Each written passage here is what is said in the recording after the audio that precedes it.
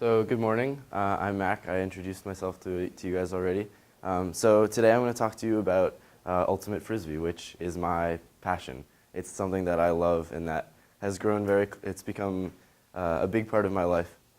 And yeah, so there's a huge debate today in ultimate frisbee about what the best future is. And I personally am very connected to that since I'm up and coming and hopefully I'll be playing Ultimate for a long time. So I'm going to briefly discuss sort of Ultimate as a general sport, just for those of you who don't really know much about it, which is a large majority of the population, unfortunately.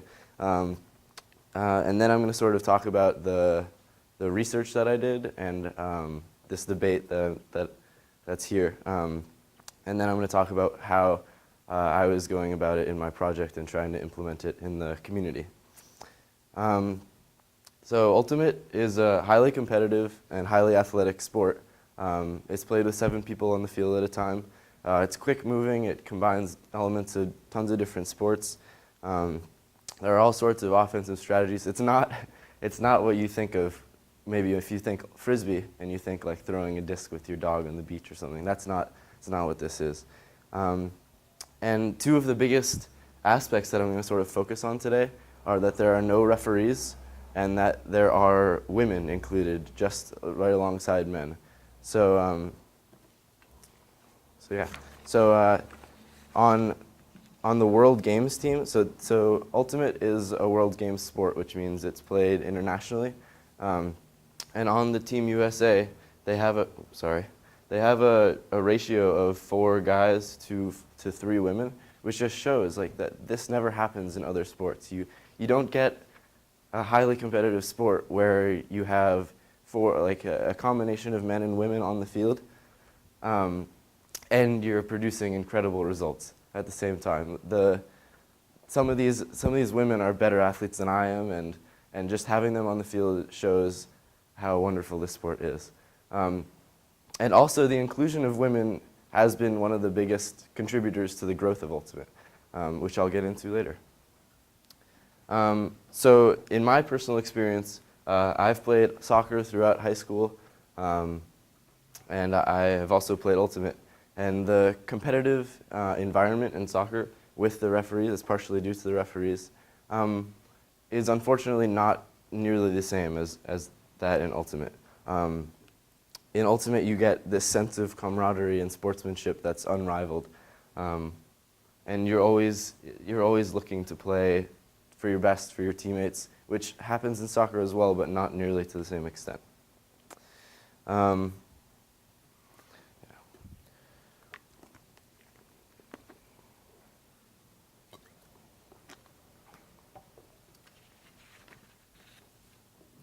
All right, so now I'm going to get into the sort of central debate here. So over the past few years, a few leagues have taken this sport Ultimate to the professional level. So this is the American Ultimate Disc League, and this is the Major League Ultimate. So these 2 leagues are sort of, they think that the best way for growth in the future is by becoming a better TV sport. So they're trying to cater to a TV audience, and by doing this, or through doing this, they've decided that referees are the best way forward for the sport, and that only men is also the best way because that's more exciting, right? You get more athletic players, you get more exciting plays. And this is unfortunate, especially because all throughout Ultimate's history, the past 40 years, most of the growth has been attributed to the inclusion of women here, and this sense of community and the spirit of the game. So the first part of the argument and the debate is these referees. So most people, including some of the people that I actually interviewed, think that referees are the way forward. They think that referees can help move the sport faster and make it better for a TV audience. Because a lot of times when there are no referees in a regular Ultimate game, and a call, like if I called a foul, I get to discuss it sort of with the guy who called a foul on me, and that's part of the coolest parts of Ultimate. And in these professional leagues, they have referees, and they settle that for you. And this helps the game move faster. And some people think that's a better thing, but at the same time, the people in the traditional camp say, well, you're ruining sort of the essence of the sport, right? You're taking away from the spirit of the game. And then, yeah, the spirit of the game is basically a personal responsibility for fair play and sportsmanship. And this is just, I'll say it again, the essence of Ultimate, and this is what makes it so wonderful. The sense of camaraderie that comes from it is incredible. Yeah. And then,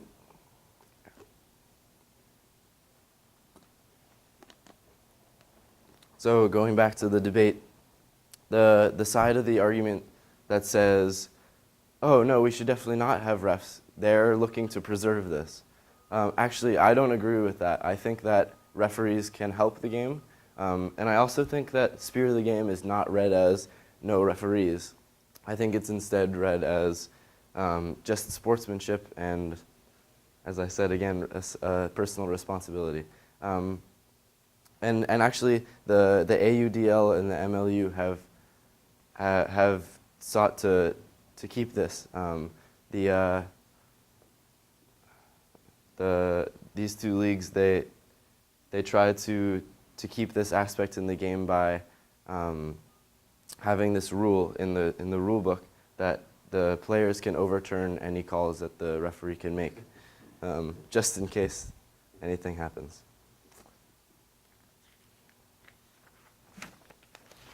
So the other aspect of the debate, excuse me, is the women portion. So as you can see, women make incredibly athletic plays. They love playing. Part of the reason Ultimate grew so fast in the first 4 years is because a woman played in the first game of Ultimate ever played, and ever since then there's been an inclusion of women and a stress on women playing just as frequently as men. And this makes it so much more attractive to women. Like if you're a women's lacrosse player or something like that, or you're looking to see what sport you'd like to play, and you see on TV all these men's lacrosse games and men's football games and stuff like that, but here in Ultimate, the USA Ultimate always broadcasts women just as well as they broadcast men. And then it attracts some of the best athletes, and you get these wonderful results where you have men and women playing on these national teams together. It's wonderful. So the professional leagues, these people who are attempting to change the rules, think that the best thing for growth is to have just men, because they think they'll cater to a TV audience better. I think this is unfortunate, because I think women are part of the attraction to Ultimate and are part of why the sport is so wonderful. So I side with the traditional view there. So yeah. So now we get to my sort of project. My goal was to do research on this and then sort of see how I could implement this into my own community. I thought that I could probably implement some of this growth myself and look to do better for the sport. So I thought the best way to do this was through youth, because I think just like I'm a young kid, I'm ready to do the future of the sport. These guys will be incredibly important for the next 30 years of Ultimate, which is where the most growth will probably happen. So my goal was to sort of create a league where all these kids could explore Ultimate, and I was going to sort of implement this growth in the community, and I was feeling great about it. And then I figured out how difficult it was to organize things in Newton. But I'm rolling. I organized a tournament that's going to be here at Newton North one of these coming weekends. It's June 1st. You'll see flyers around, hopefully, and hopefully you'll come. And there you'll see 5 or 6 teams from around the area who are all middle school kids, all looking to be a big part of the future of the sport. And the best part about it is that the majority of the players are girls. And that just emphasizes my point. Girls see grown-up women like one of the players' names is Serge. She was a coach of mine. She's faster than most of the guys I've played with. And they see her on this American national team making incredibly athletic plays and running the game, and they say, that's what I'm going to be. It's like Hope Solo, sort of, how she's the goalie for the U.S. women's national team for soccer. Except for in this sport, you play alongside men. And it's just so much better. You get to prove yourself. So again, I was looking for the best way to implement growth and to be a big factor in the growth of Ultimate. Just like this league I was trying to do, I have 3 contacts with the Boston Ultimate Disc Alliance. Raphael Severe, Mark Goodman, and Todd Curran. And they were sort of with me throughout this process, trying to help me figure out how I could put out advertisements to Day Middle School, Bigelow, and how I could contact sort of people in Natick, for example, who have similar leagues and similar ideas. So part of the reason why Newton North Ultimate isn't as good as it could have been is because we don't have a middle school league. So that's another reason why, is because I play on the Ultimate team. I think that the Newton North Ultimate team is great, and I'm looking to secure a better future for it. And this also just goes along with the growth aspect. I'm trying to grow the sport the best I can.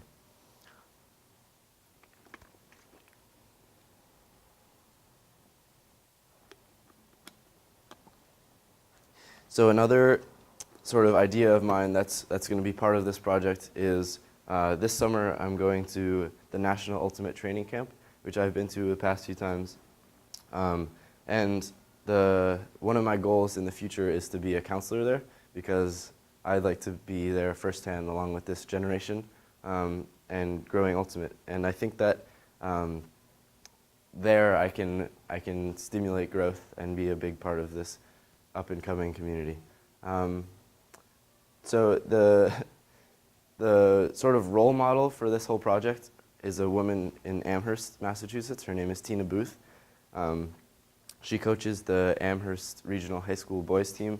And she was right there in 1968 in Columbia High School in Maplewood, New Jersey. And she's been along with Ultimate for the whole ride.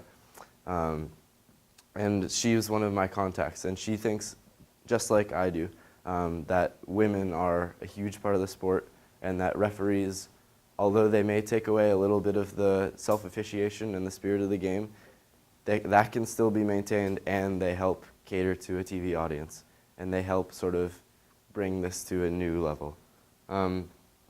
She has been one of the biggest proponents of going to these professional games and supporting the professional players.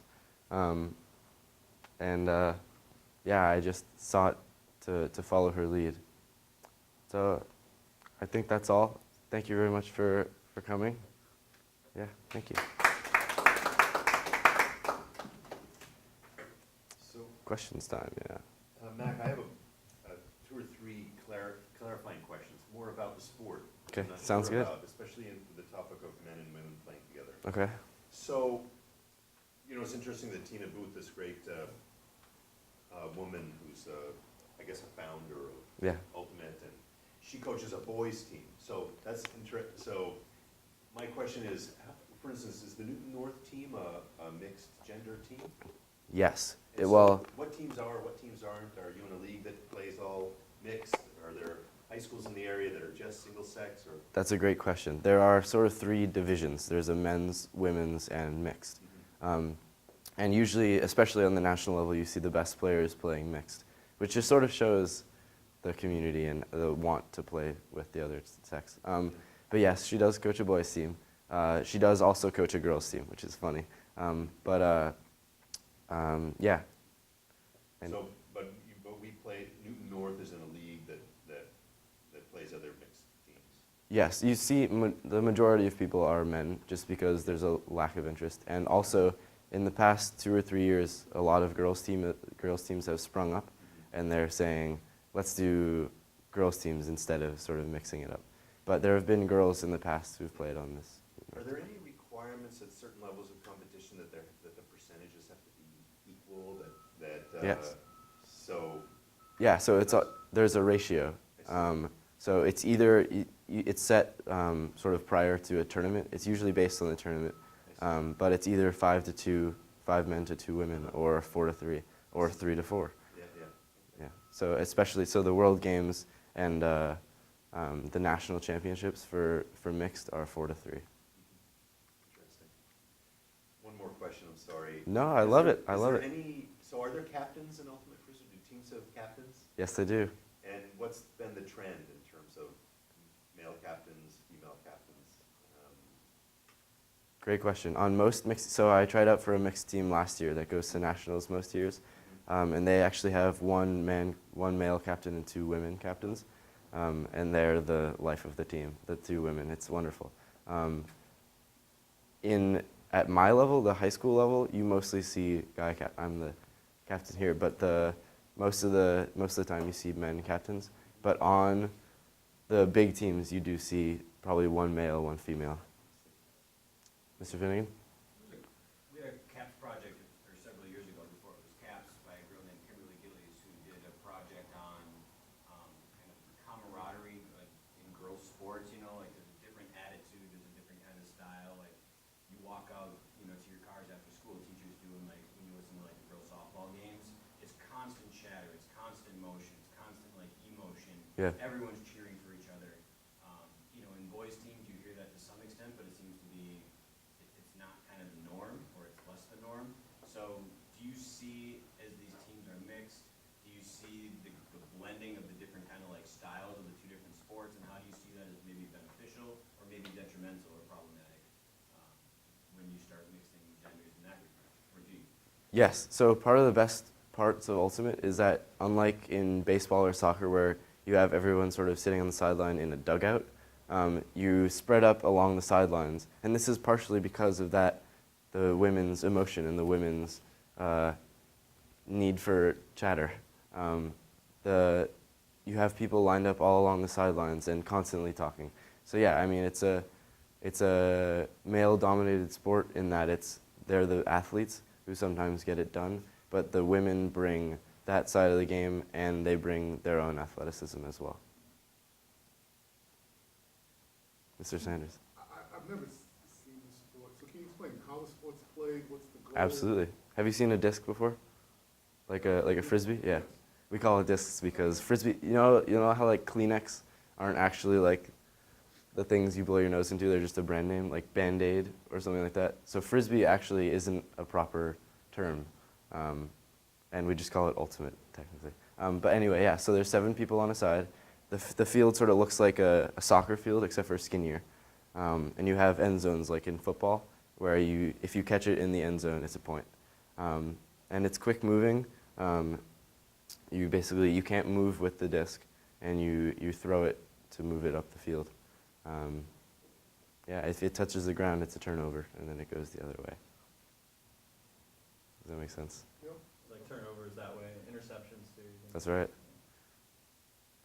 Can you, like, how do you defend? Because I've played only briefly. Can you, like, hit people, or you have to be, like, really... No, you're trying to do minimal contact. As you get to the higher levels, it gets a lot more physical. But yeah, I mean, technically, there are these body space things. So if I'm in this area, and you plow into me, then it's a foul on you. I say foul, and then everybody stops moving, and we discuss it. And then it's the same way. So like if you're going for a disc and I sort of smack your arm, it's a foul. But if we both go up and like our hips bump, sort of, that's not. But yeah, there's a lot of contact. And then there are a bunch of defensive strategies. I could go for 4 days about them. There are zones and different types. but usually it's kind of like basketball. You're sort of shifting around. There's lots of movement, and you sort of force the disc to go to one side so you can have the defense set up on one side. Can I like guard?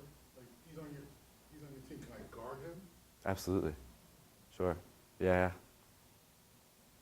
So I hear like that you're explaining the different rules, that there are definitely elements of football, there are definitely elements of lacrosse, there are definitely elements of basketball. Do you think that, or was, because you looked into the history of the sport, obviously, and talking to some group and all that too, do you think that Ultimate was created organically and it just kind of happened and then said, let's be a sport? Or was it created out of a maybe sense of dissatisfaction with the way other sports are played, so it kind of like hybridizes them and still allows it to be its own thing? Like, where did it come from in that regard? It came from in order to understand that, you have to sort of understand the people that founded it, and it's a group of 4 boys from Columbia High School, and they were ex-soccer players, and they were dissatisfied with how that, and one of them was a basketball player, one of them was a lacrosse player as well, or I'm sorry, I think hockey. Anyway, so they decided to combine all of these elements and take away the referees, and it was just a fun, anyone could play, no real arbitration besides yourself. And yeah, it's a combination of elements of tons of different sports, and at the same time, it just sort of happened. Mac, is there a fixed ratio that you guys play with at North? Of Girls, or is it like at so? Newton North? Yeah. Well, right now we don't have any women on our team. There is one on, my sister is on the B team, and that you always play 6-1 there. But usually in high school you don't find that ratio. But when you're playing in the mixed division, there's a 5-2 or 4-3 gender ratio.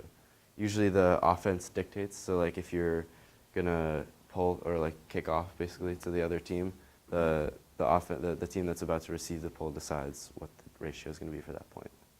So when your sister plays on the B team, does the other team have to be 6-1 too, or is that because there aren't as many girls playing? Like, does she often get matched up against boys? No, she usually matches up on girls. They usually do 6-1 as well. Oh. Yeah, but she loves matching up on boys. That's why she plays. That's cool. You talk about the camaraderie. Can you explain what that is for you? You talk about the essence of the game and all of that. Absolutely. Just talk a little bit more about for you what does that mean?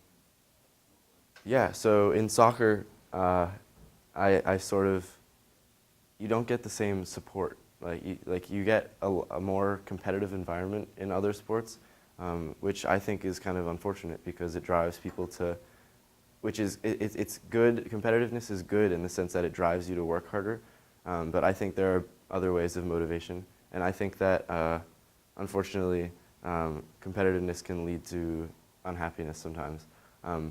So in Ultimate, there's a lot less competitiveness, and for me and other players, like Elliot Bemis was a player, a kid who played lacrosse for 3 or 4 years, and then switched to Ultimate because he didn't like the competitive atmosphere, and he was looking for the sort of the support and the wonderful people that just end up playing Ultimate.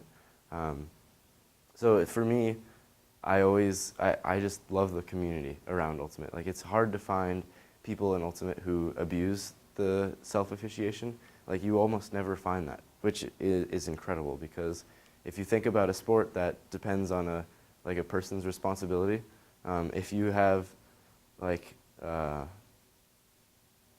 sorry. Anyway, it's still a picture of little kids throwing. If you have the people, I'm sorry, I forgot what I was saying. Self-officiating. Thank you. Thanks. If you have somebody who's gonna make up calls and just make biased calls and not incorrect calls, it just ruins the whole sport for everybody. And it's really wonderful that you don't find that. So I think that's the difference. I mean, golf has this, right? So golf has always prided itself on being an unofficiated. I mean, there are officials that will come in for very, Prestigious particular technical Yeah. calls. Can I drop it here? Can I drop it over here? Right. But it's prided itself on being self-regulated. And every once in a while you see,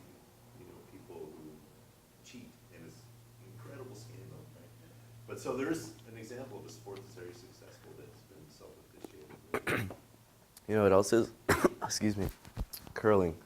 Is that right? Yeah, it's the only Olympic sport without without officials. That's interesting. Yeah. So I was thinking about, as you're going in, because, I know a lot of people who play Ultimate, obviously like Maddie. Yeah. And I have a bunch of friends who play Ultimate, and it is amazing how tight-knit those groups are. Like, so I have a really close friend of mine who plays Ultimate, and he's always, he's like early 30s, but he always just hangs out Yeah. with his Ultimate friends. And but I wonder if part of it is, and this might be way outside, but a lot of people come to Ultimate in college. Hmm. And they might have been high school athletes playing other things, but then they come to college, they play Ultimate, and they find their sort of niche there. Like, and I'm wondering if is it an advantage to like have it come later in life, or is it, I don't know, I was just thinking about, maybe that's where some of the self-regulation comes in, if they're already mature when they get to it, and so there isn't that sense. Yeah. So as an example, both of my parents played. My mom didn't play until grad school. My dad he played for the Stanford team that won the first ever college nationals. And they think that me starting young is actually a great idea because they think that me having experience sort of prior to that college brings, like you said, an even more heightened sense of maturity. So yes, I think that's probably where it comes from, is the majority of Ultimate players are college players. But yeah, at the same time, I think it's a great idea to start young, and there's definitely advantages to both. And where will you be next year? Gap year. Cool. Yeah. What are you planning to do? Traveling and working in San Francisco. And I'm actually, this summer I'm going to Italy. I'm representing the United States for Frisbee. Yeah. So I was also wondering about the sense of community that comes out of Mhm. Ultimate. I know Ultimate teams kind of have a reputation as I don't know, the quirky team or the Absolutely. Oh yeah. Yeah. And I'm We wondering- love it. Yeah, no, it's amazing. I'm wondering if there's any way that the sport itself, the actual practices and guidelines of the sport contribute to that? Or Yeah. do you only attribute that to the Yeah, culture, or- that comes straight, no, that actually comes straight from the roots of Ultimate. So throughout the sort of 70s and early 80s, it was this hippie counterculture sport, right? The only people that played were the marijuana smoking, counterculture long-haired guys, right? And that's how the sport sort of got that quirky stereotype. And it keeps happening, and people like to sort of live up to that stereotype. And you see all sorts of ridiculous costumes that you play in, and yeah, I mean, but besides that, I mean, I think it's just the fact that it's just that sort of counterculture sport that contributes to the quirkiness, yeah.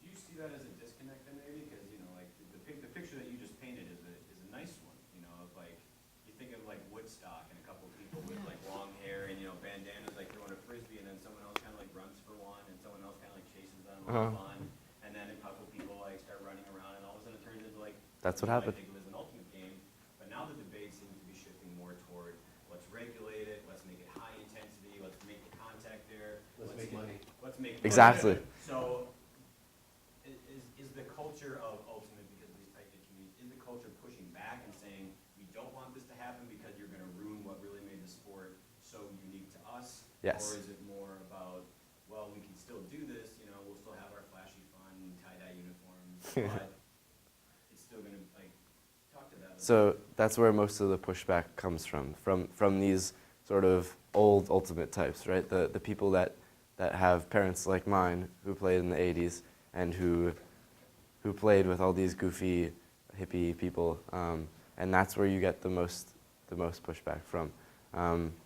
And mostly it's the younger generation like me who are pushing for the professional level, mostly because we're looking for that level of legitimacy, right? We're looking for the referees to make it a real sport, because people like me, we get every day in high school, they say, oh, you play Ultimate? That's not a real sport. There are no refs. And it's like, well, it is, you're wrong. And they're also, that's part of the reason why we're looking for the addition of referees, is because we want to be right there alongside football, right? We want to have rights to the Newton North turf, but instead we go practice on an old landfill. Like, that's kind of how it works right now. And you want to get full team status. Yeah, we don't, we're a club. You can always say it's just as legitimate a sport as curling. That's right. That'll get us far. Let me ask one more question, and you're probably gonna hate me for doing so, but Wonderful. how do you research something like Ultimate, aside from just reading about the history and like reading a book about like when it started and did this, like, so for your project, there was a research component, and you had interviews and other such skills. Yeah. So, like, what was the research process like for you to kind of like get you to the point where you could organize these leagues and do the project? So there are only 5 books on the history of Ultimate, right?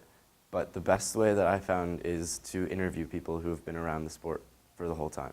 So like people like Tina Booth, people like my parents, people like, there's a kid I played on, he's on the national team with me. His parents were both also huge Ultimate players. Just interviewing people like that is the best way that I found to get a sense of the history.